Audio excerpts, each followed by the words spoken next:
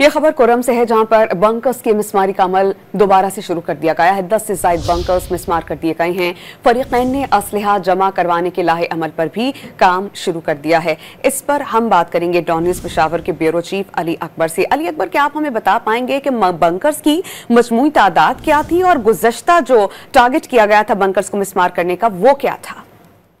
जी, जो अमन माहिदा हुआ था तो उसके नतीजे में बंकर की मसमारी का अमल शुरू हो गया था और जो 4 खतरनाक बंकर थे तो उसको मसमार कर दिया गया था। ताहम गुज़श्ता हफ्ते जब बगन में हमला हुआ था तो उसके बाद ये मसमारी का अमल रुक गया था।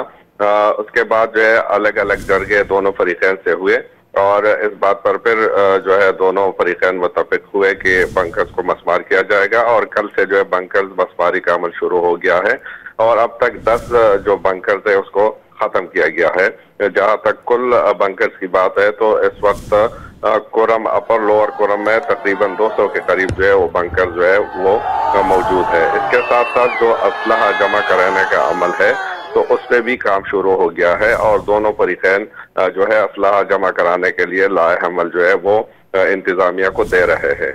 बहुत शुक्रिया, आप हमें अपडेट कर रहे थे अली अकबर।